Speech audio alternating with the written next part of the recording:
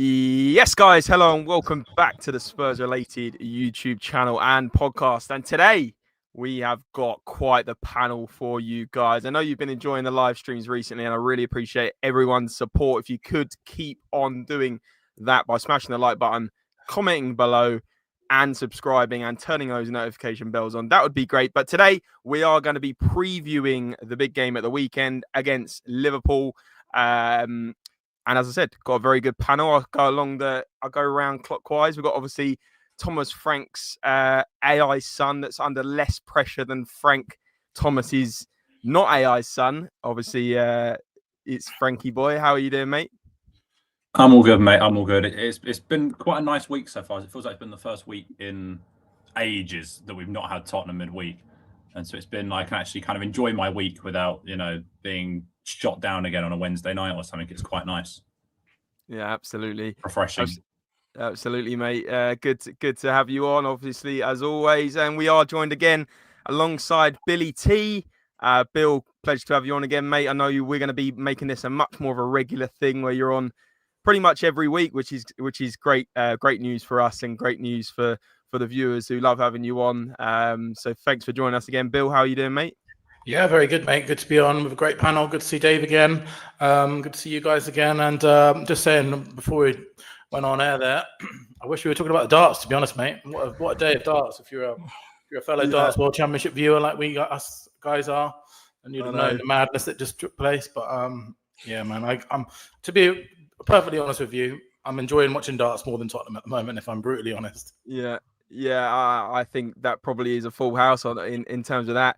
But yeah, it was incredible earlier seeing the two sort of upsets and the two underdogs winning. But also to complete the panel, we are back joined alongside David Harris of the Irish Hotspur. It's been a couple of weeks, mate. It's been a couple of weeks without you. We've missed you. Thanks for coming on, mate. How are you doing? Yeah, can't complain. Bit pissed off at Tottenham at the minute, but sure, what's new?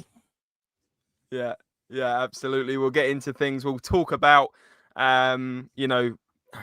is it do or die for Thomas Frank these next couple of games in the Premier League? What do you guys think in the comments below? Let us know, those of you watching. But Ferg saying, Frank has to go, folks. He's a terrible appointment. If he loses to Liverpool, he will be statistically the worst Spurs manager to get to 17 points per game. I'll start with you, Dave. I know you haven't been a massive Thomas Frank fan for his entire tenure, and you weren't keen on, him being the man back in July. For you, should he be going no matter if we beat Liverpool or not? Or what's your current thoughts, mate? Yeah, and the abuse I took for my opinion as well back then was something else, which was mad. But look, I don't think he's the right guy. Like, I understand the cause for patience and time and back into a manager. I completely get with that. I understand that we need improvements in the squad. I'm completely with that. But for me, I just don't think Thomas Frank is the guy to take this club forward. It's our worst start to a league in 17 years. I don't think he's got the charisma to get the maximum out of the board, the players, or bring the fan base along with him. We're worse than what we were last season. Like, you bring in the guy for his tactics and his defensive sort of solidity. We conceded more goals than what we did last year playing that high line that everybody had a problem with. So at this stage last year, we're scoring a lot less goals as well. It's of my opinion, I don't think the players are all on board playing for him. And to be honest with you, I even lowered my expectations for this guy coming in. It's not like I, stuck the expectations that I did on all the other previous managers, top four in a trophy. I said, I'll just take a Europa Conference League position out of this. And just for me, like, even more so considering you gave him his coaching team and like Paulinho Moani and the other two, Xavi Simons and that, and we're worse going forward and stuff like that. I'm sorry, I just don't think he's the guy moving forward. I just don't think he's the right guy to lead this club. He just doesn't have the character for me. Yeah, no, a lot of good points made there. Fair points, fair reflections. Bill, I'm going to come over to you. Dave was sort of alluding to seeing no progress there. And, I also like to think, and I've seen a lot of people comment that Thomas Frank is meant to improve certain players. He's meant to improve certain players like he did at Brentford with likes of Mbuemo and Visser and Schade. Do you see him improving absolutely any player whatsoever, Bill, this season? Because for me, I think no player has got better this season, bar maybe arguably Van der Ven and maybe one or two others. Do you see him improving any of these players anytime soon, Bill? No, I haven't seen it so far. Not to say that he can't in the future, but so far I think it's been, I think there's an interesting graphic going around today that you might have seen on Twitter that Rodrigo Bentancur has, progressive passes have significantly reduced. It showed all his progressive start stats from the beginning of his career, and they've significantly reduced since Thomas Frank took over, which seems to me to be a tactical issue. So it seems like some players are regressing. I think one thing you could label at Frank is that he has done a better job at keeping players fit generally, like players like Van der Ven and Romero. I'd say Van der Ven has had a better season. He's probably not improved that much. He's just stayed fit. You know what I mean? Like he's just actually stayed fit for a season. And obviously he's had a few goals for that as well. So I think he's done a better job at maybe rotating. I know we still do have some injuries, but they've been different kind of injuries to what we had last time. But in terms of player improvement, I've not seen it, to be honest, mate. I've not seen it at all. And in fact, I would argue that some of our players are regressing rather than progressing, which is a worry. Yeah, real concern. Yeah, especially if our players are going downhill, and it just creates more toxicity in the changing room. And it feels like a lot of these players aren't even playing for the manager. Frank, coming to you, mate. That performance on Sunday, obviously we reviewed already earlier this week. But what are your hopes going into this Liverpool game? Do you think we can get any result? And do you think we can get any result after at Palace as well? Because those two games to complete 2025 are far from easy, aren't they? They are. I mean, ultimately, I want to hope and believe, but that hope is on the floor at the moment, to be honest. And I'm almost at a point where it sounds awful, but I almost don't really care. I know it's like obviously I care because I'm a Tottenham fan and I want them to win, but my kind of thing is I want us to win, of course I do, and I want him to be successful. But I'm also at a point where I'm like, if we do lose and he loses his job, I'm free from having to watch some of this. And it's a really painful sort of way to look at it. And I don't like looking at it like that because I care so much about Tottenham usually that it's like it feels wrong. But I just think it's so dire. It's so poor. I was talking to a mate the other night and I said, it's not even about, if he was doing things that allowed me to give him the benefit of the doubt and grab onto, then I would kind of go, okay, I might stick with this for a while. But currently the only reason I'm kind of sticking with it is because there's nothing out there right now that I would take that you can get right now as an alternative. And that's whether you want Pochettino or Glasner or whatever, those guys aren't happening until the summer. So the only one really now that I think would be a suitable one that you could get in that isn't at a club is Xavi. And other than that, there's a lot of the options are at clubs now. So you're not getting anyone till the summer. So you kind of have to stick with it. And the worrying part for me is for a multi-billion-pound corporation, they've got to have a plan set in stone. And I can't help but feel, when I'm not suggesting that all the reports I read are factual, but every report I read seems to just kind of fill me with less promise than the previous one did. And that's concerning me a little bit, I have to be honest. Yeah, no, fair points made. And you mentioned about, there not being many managerial options out there, Dave. Oh, sorry, Frank. But Dave, coming to you, obviously you were very much, like you said at the start, didn't want this guy to start with. And you're proving to be right so far. And I've seen obviously a lot of people calling for patience as well. I'd say the vast majority of fans have had enough already, but there are some fans saying have patience. We had to give certain managers time. Dave, who would it be if Frank was to go that you would look to get in as the manager next? That's a realistic option. You're on mute, mate. To be honest with you, James, I haven't looked that far ahead because I don't think Frank is going anywhere, right now. I think, me personally, I think everyone will be looking at players in January. I think we could be looking at the manager market in January. But, I think, look, Ollie Glasner, he's a big pragmatic, but you look at the jobs he's done everywhere else. Someone like that, I'd be very comfortable to sit there and give time to, even when things aren't going right, because he's proven that when he gets it going, there's a certain outcome, which is a trophy, and for me, someone like that would be ideal. I know Iraola at Bournemouth is another popular one, but I'm not sure. Again, I think first signs of trouble. I think Spurs fans are looking to get him out of the football club. So I think it's got to be someone with a bit of a CV behind them, that has proof that they can help rebuild teams and stuff like that. But I don't have any actual names. I've got to go and do some research. Yeah, I guess I'm playing devil's advocate here. Like people that want Thomas Frank gone have to, in my opinion, have some sort of idea about what is next. Like the cliche. It's not our job though. But be careful what you wish for, sort of thing. Like that's what I told everyone in the summer. Say again. That's what I told everyone in the summer. Be careful what you wish for. So realistically, you would have rather we kept Ange for a few more months and see it out. No, I think ultimately they made the right decision to let Ange Postecoglou go. The reality is we had a whole summer to go and get someone of gravitas, a name that would inspire fans to kick on after Europa League. We didn't do that. We went and got little Tommy Frank out of fucking little Brentford. Bill, what's your thoughts on this? I actually saw you on a reel, obviously the other day. It was from a while ago.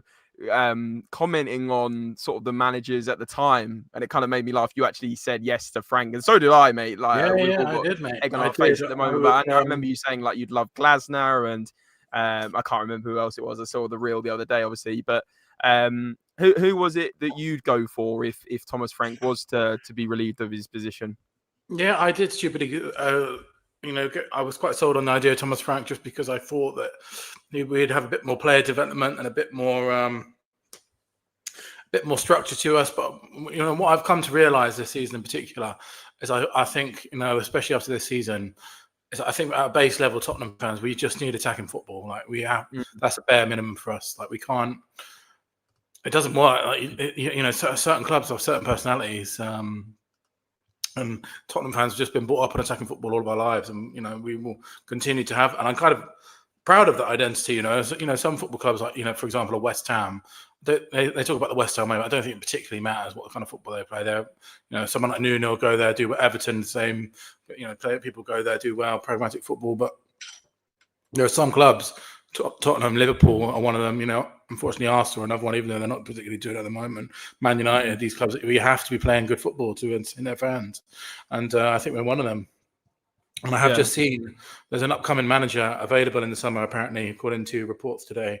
I don't know if you guys have heard of him. He's apparently really good at Pep Guardiola. Have you guys heard of him? So, might become available in the summer. I thought there was going to be a little twist to that. I thought you might have said Poch, but Guardiola for Man City. Let's put the offer in. Give him a Lewis family series. Give him 200 million. I saw Maresca linked with Man City as well this morning as well. Craziness. Yeah, Pep 200 million a year and just get him into Tottenham. Come on, that's what. Madness. But no, good points, Frank. Coming over to you, and then I want to focus a little bit more on the Liverpool game itself and whether we have the fighting chance at all. But Frank, what's your thoughts, mate? I know you've pretty much been Thomas Frank out for a while, which is quite unlike you, actually. I think you are normally one to be the last to crack, but you've already had enough. So, yeah, I know you've mentioned Xavi on the last episode, but anyone else take your fancy? I mean, I can't believe this is the topic of the start of the pod, but let's be honest, like he's favourite to go. Thomas Frank is favourite to be sacked next in the bookmakers' odds. So we've got to start thinking about it if it happens. I mean, there's certainly enough. I mean, Iraola still, to an extent, excites me because I think what he gives you is you might lose games, fine, but I think, and I'm not suggesting this is the way I want to do it, but you will lose in a style that you will lose trying to win, and that is okay. I don't mind that, but I think now we lose trying not to lose, and that is where I have a problem. And I think so many do. So I think if Madrid were to sack Alonso, I don't think you're getting him, but I think if they thought they could, then that would be an unbelievable opportunity. And then in the summer, Pochettino, Sebastian Hoeneß at Stuttgart's one I like a lot. There's one or two in Italy that are quite exciting, I think. Italiano at Bologna's done quite a good job. There's obviously Iraola here, so there's enough out there. And as Dave kind of said, this is also not our job. There are plenty of people at that club paid enough money to go and find people that are suitable for the squad. And I think that currently they've got, I said this the other day, there's a bit of an identity crisis in what do they really want to be. They have a mix and match of players that suit different coaches and different this and styles and whatever. And I think they've got to sit down and formulate a plan for the next 5-10 years. It might not follow it, all the time, but you've got to have a rough idea that we're not going to veer away from this style of football, because since Pochettino, they've gone up and down in the styles constantly, and that can't keep happening, because you sign players that then for the next manager don't work, and then you've got to reset the whole thing again. And so they need to formulate a proper plan if they're going to be here for the next 5 or 10 years, which I don't actually think they will be. But if they are going to be here for the long term, then they've got to sit down and plan this properly and work out what comes next. And it can't veer too far from the ones afterwards. Just on that, this is my big problem with the football club. Whatever manager we bring in, that's our identity. We don't have an identity as a football club. You know, whatever way they view the game, whether it's attacking or pragmatic, that's what we are. It can't keep going like that. You know, the chopping and changing from attacking to pragmatic. It's the reason why people deem a lot of our squad unfit, because they're brought in for, and they're playing different styles, different managers and everything else. And, what we actually need to do as a club, sit down as a board and say, right, this is what we are. This is the way Spurs fans want the football to be played. That way, then you build your data-led scouting model around that. It's easier for you to go and identify and bring in players in here. You're not wasting as much money chopping and changing players all the time. And then you bring in your managers accordingly, which means then you don't go through, hopefully, the high manager turnover and burn through managers the way we have. And that's the big problem at this football club. We're almost waiting for the manager to come in and dictate everything else around this fucking football club, when it should be done by the owners themselves. And then everything else should sort of fall into place in and around that. That's the big problem. Great point. Yeah, and as Bill was saying, like, Spurs should be, well, we hope to be identified as a free-flowing attacking football side that is passionate about that, and you also tying what you're saying together, like Conte, Mourinho defensive, and then we had Poch before that, and now what's Thomas Frank? What's his style? I mean, it's all over the place. It's there's no identity. So it's a really good point, Dave. I'm just going to catch up on chat. And then we'll come back to it. But Daniel Hughes is saying, quality guests tonight, boys. Big up, Daniel. Really appreciate it. We've built a great panel out for you guys today. Ferg saying, Brentford had a whole system behind them, very much like Brighton, a coherent scouting network. The new guy is on par with Frank, despite losing Mbuemo, Visser, and the keeper. I'd even give it to Carrick till the summer as caretaker. What do you make of that? I'm going to get your opinion on that. Round the clock, quick yes and no. Frank, what are you saying? Carrick till the end of the year? No, thanks. I'd actually rather go for Harry Redknapp. I think that'd be that I'd be up for. Wow. Bill?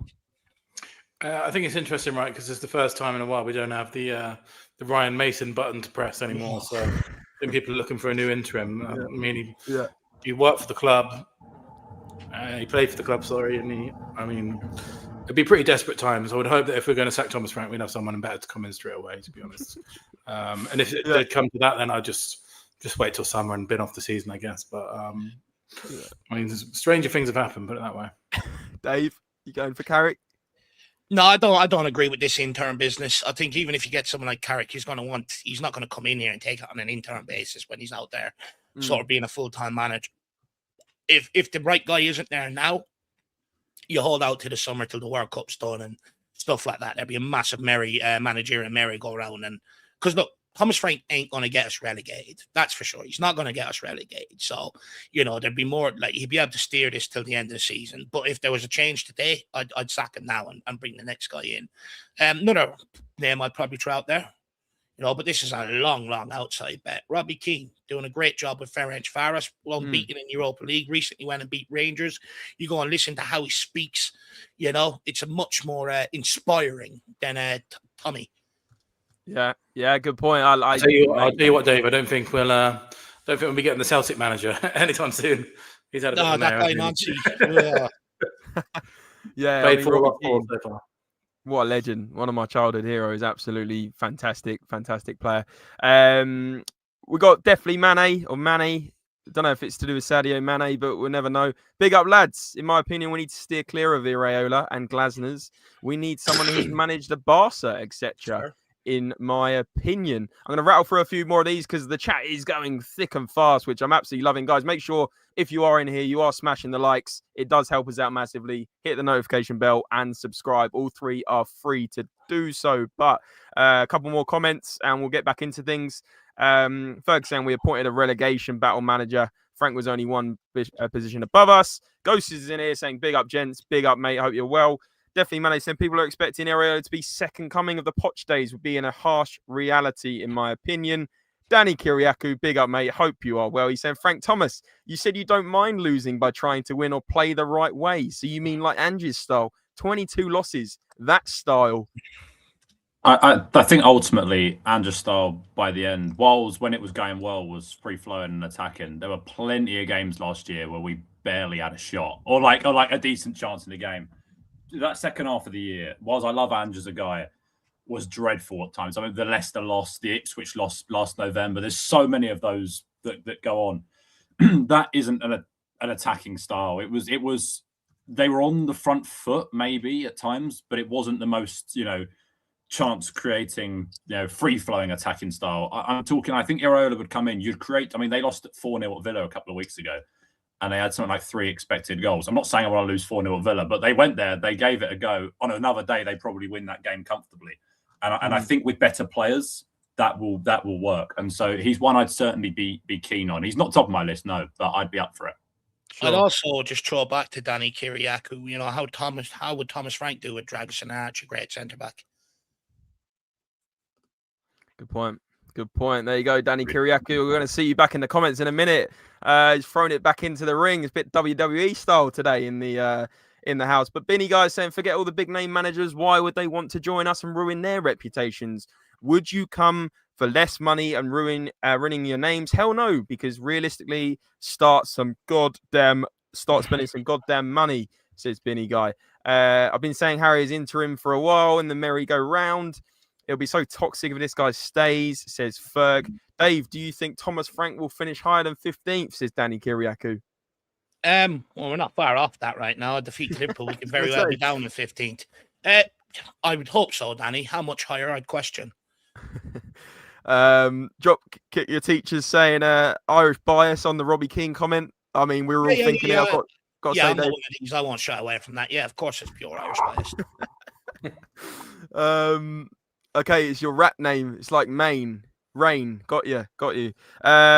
Big up, boys, says Simon. Happy Xmas to you all. Happy Christmas to you. Love this time of year. Big up to you. He says Billy T is Dave's twin brother. There you go. I know. If only. I'll take that as compliment all day. Yeah, I'm very happy with that.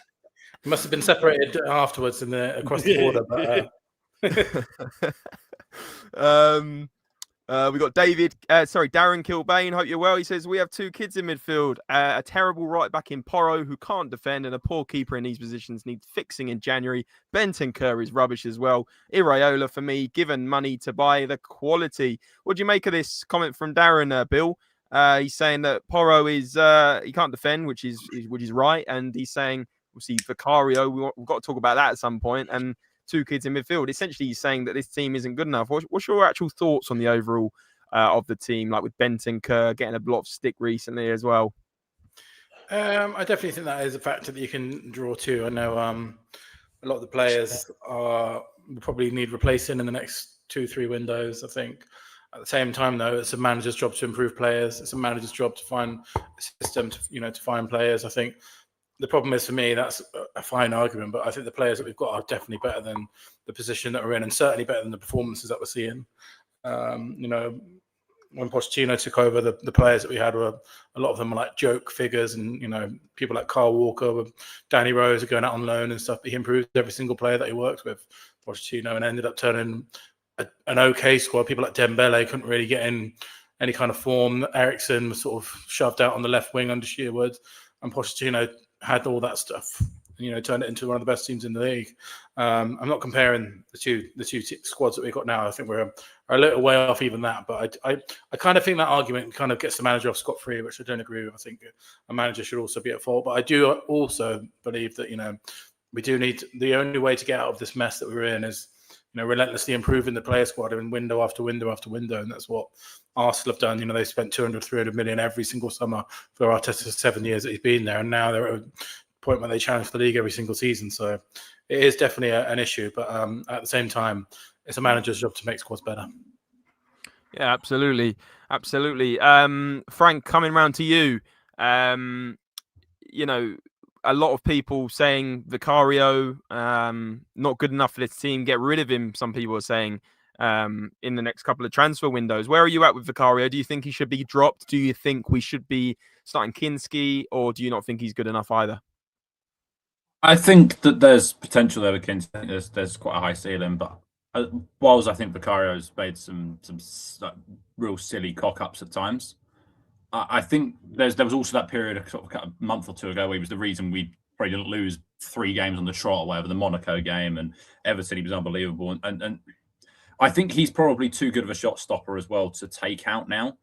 I don't think it massively, but then again, I sit there and I go, if you want to play this way, if you're going to keep trying to play out from the back like that, then maybe you have got to sacrifice the odd sort of goalkeeping, actual shot stopping error to play that way. And so I wouldn't personally yet, but I can see why that is being.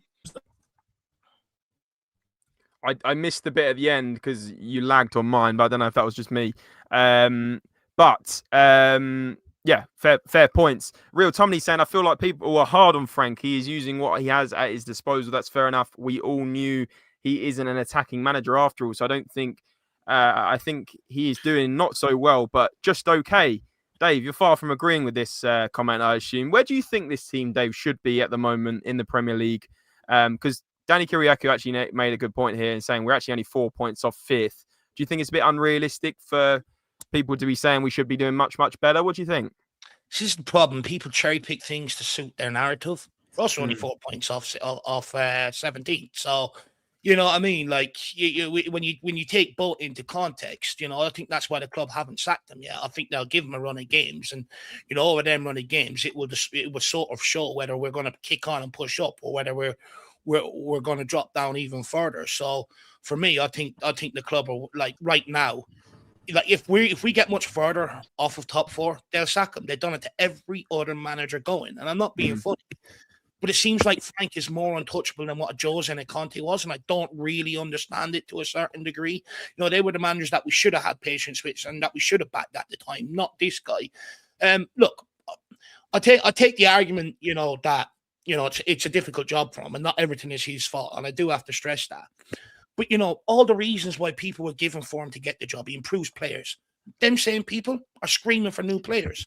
You know, then you look at, you know, oh, he mixes his tactics up, he changes them up. Okay, but is it yielding results? No, it's not. You know, is it helping what we've got in terms of players and that? No. One thing I highlighted is this guy has never had to manage a fixture list like we've had at Tottenham Hotspur. He's clearly struggling.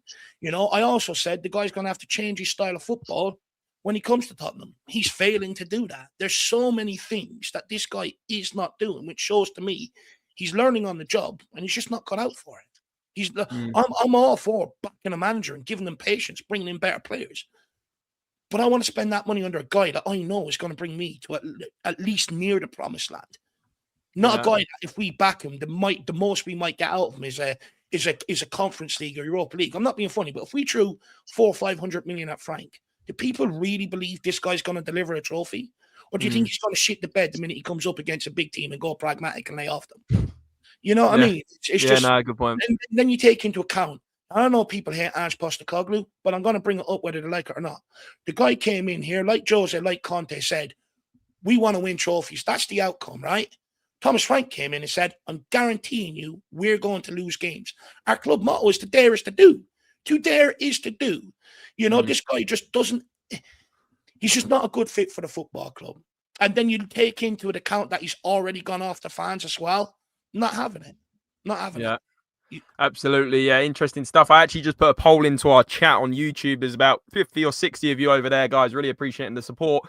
I put Frank in or out, and so far 72% are saying get him out, and 28% are saying keep him. So make sure you get your vote in on that one. I know where this panel is standing on that vote as well. But I'm going to do a couple of comments and then I'm going to get into a 10, 15 minute brief. Can I very quickly just add on from what they've said there? Well, I think the bit that probably frustrates everyone, and that's kind of the point I wanted to get earlier on, is that whether you like Ange or not, and I don't want it to be a thing that we go back, because we were awful at times, right? And I love the guy, but we were awful.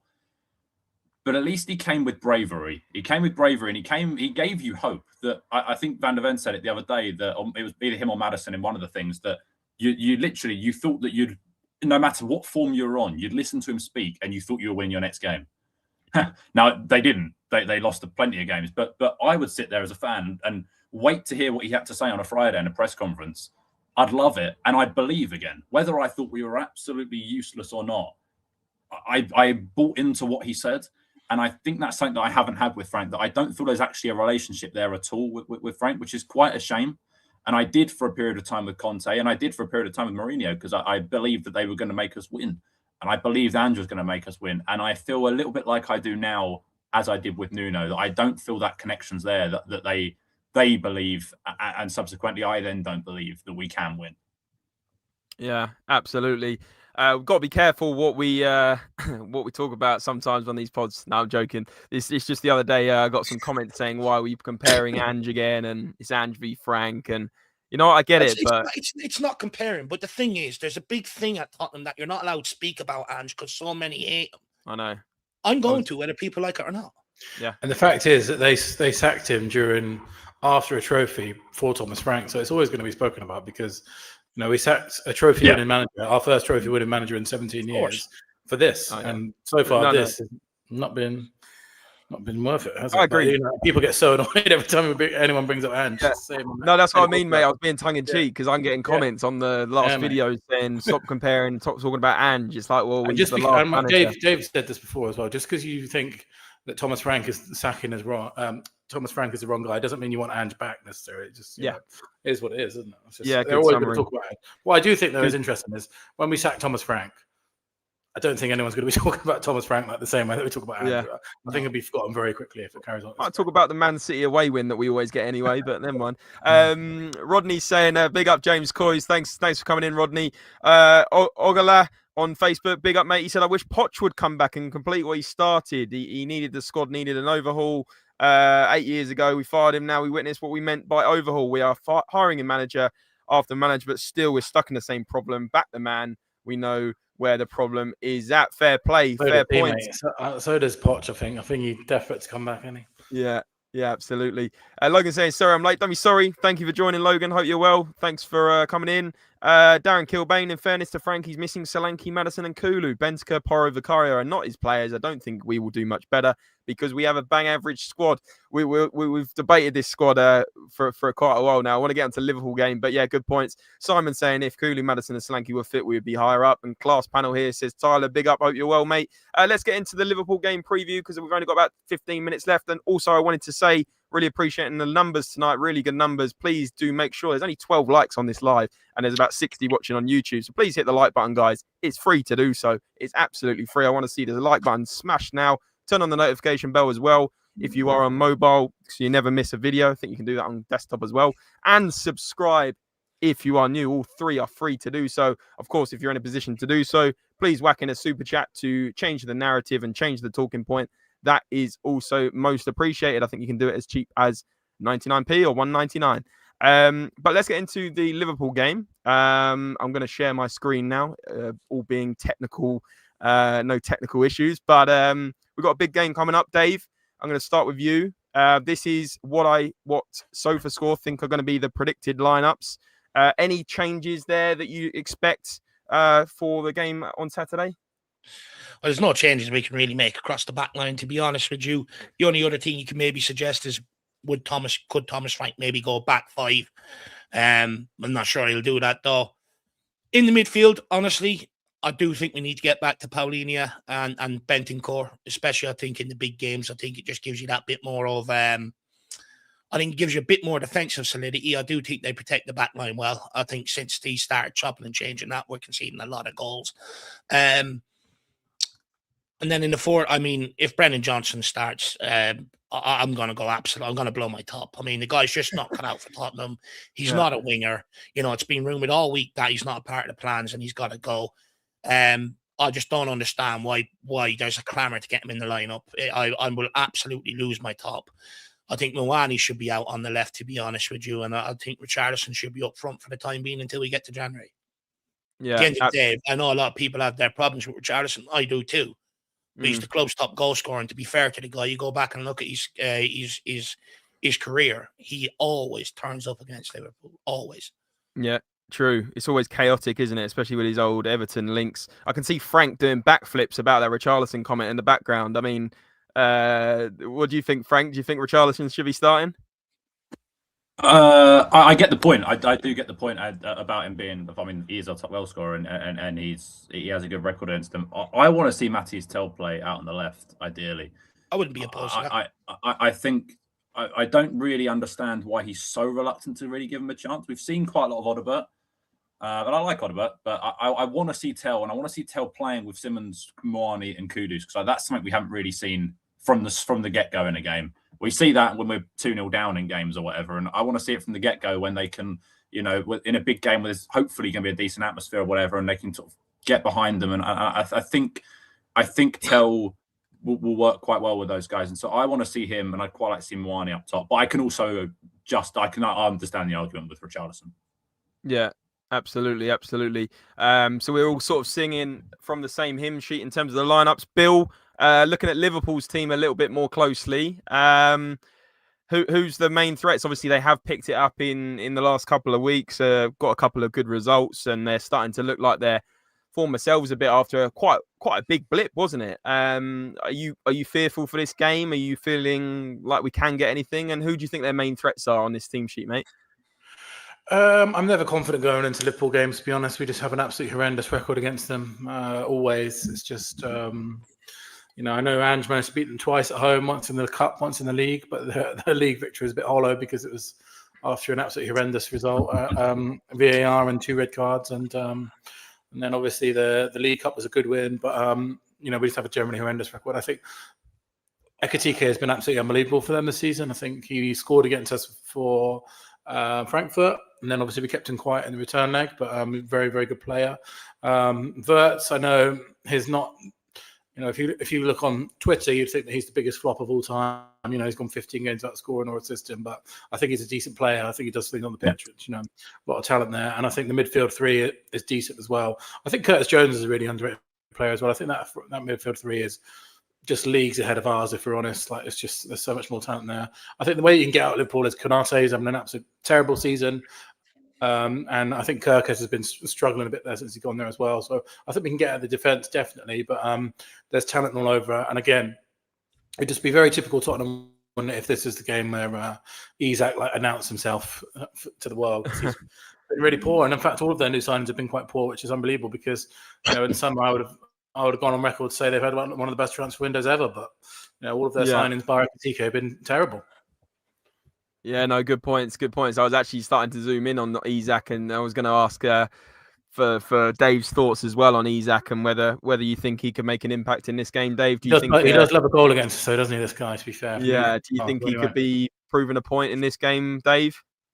Yeah, loves a goal against us and always gives Mickey van de Ven a torrid time. I think Mickey van de Ven sort of name-checked him in the interview with the overlap, didn't he? He sort of said, he's one of the toughest opponents he's come up against, and it's just like this guy to sort of turn up against Tottenham. There's a reason why we got the name Dr. Tottenham.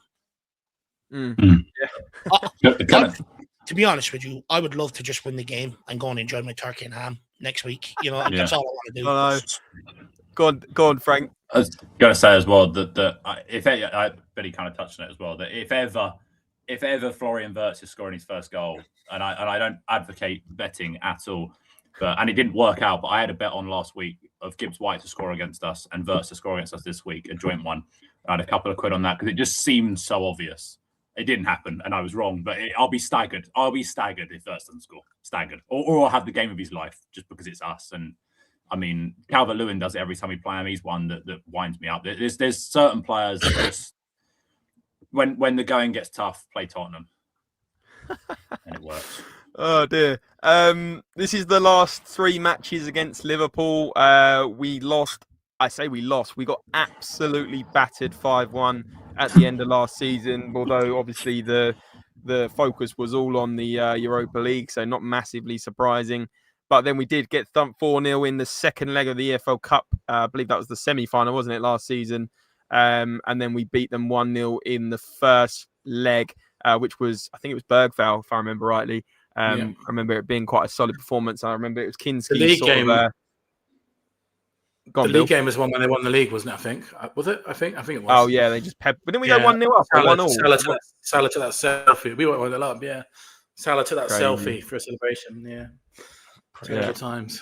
Crazy. Solanke, but anyway, looking at these results, Frank, I'll start with you on this one. Actually, what do you think? Like, how are you feeling going into this game? Confident, and then give me your score prediction. No, not particularly. The worrying part is the big games so far this season. We haven't turned up in really any of them. United, we were poor until the 85th minute, really, and Arsenal and Chelsea, we were diabolical. So Bar City, who we tend to do all right against every year, we've been pretty poor. So I will, for the benefit of being a Tottenham fan, I'll go 2-2, and I'll say we'll turn up. But I'm not the most confident I've ever been. Okay, not confident. 2-2 prediction from you. Dave, I'm going to go to you next, mate. How are you feeling about the game? Do you think we can get anything, or what's your score prediction? I'm dreading it. I'm absolutely dreading it. As you know, a lot of Ireland fans are Liverpool, so they've got mates and all that. Liverpool, they wait for this game every year. Well, to be honest, I'd take the fun out of it. I'd turn my phone off and go disappearing for 4 or 5 days. But look, it's going to be a tough game. Traditionally, I'm used to Liverpool sort of beating us up. I'm hoping we can show something a little bit different. But given how bad we were against Forest, it's almost they're not going to be able to turn it around and put in a level of performance that we're going to need to beat Liverpool. But saying that, I'll never ever back against Tottenham or hope for a Tottenham loss. So I'm going to say hopefully we can sneak a 2-1 or a draw or something out of it. 2-1 or a draw. So 2-1 or a draw. We've got 2-2 draw from Frank. Billy T, can you give us more positivity for the game, mate? Well, I never ever predict a loss on these podcasts because I'm not about putting energy into the universe. So I'm going to say 3-3. Whoa, 3-3. We had a 6-3, didn't we? Was it last season 6-3? It was crazy. So 3-3 is pretty crazy as well. Guys, there's 62 of you watching on YouTube. Please do me a massive favor and put your score prediction in for me now. And while you're putting in your score prediction into the live chat, please do hit the like button. It's free to do so. It's absolutely free. Turn on the notification bell if you've enjoyed the content tonight and you want to come into more.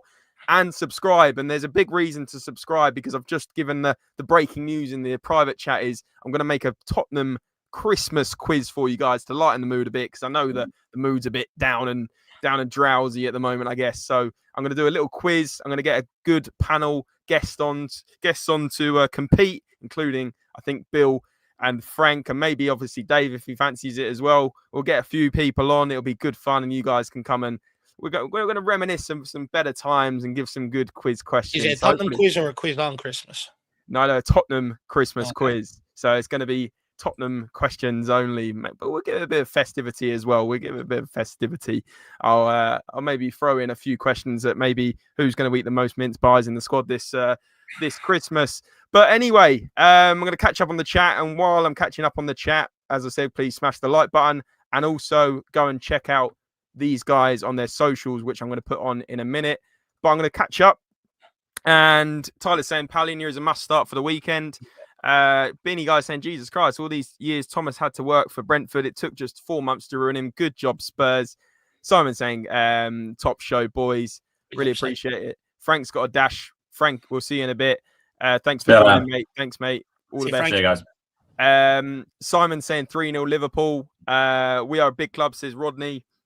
Spend some money on a big club. Get the jar wobble on. Stefan Everington always pops up at the end. He's definitely Matthew Everington's brother. He's got to be. He says, sorry, 3-1 Liverpool. 3-1 to them, says Ferg. 2-0, says Mark. 1-0, says Rodney. And 4-0. And Frank getting sacked this weekend. So there you go. That is a bit of a downer.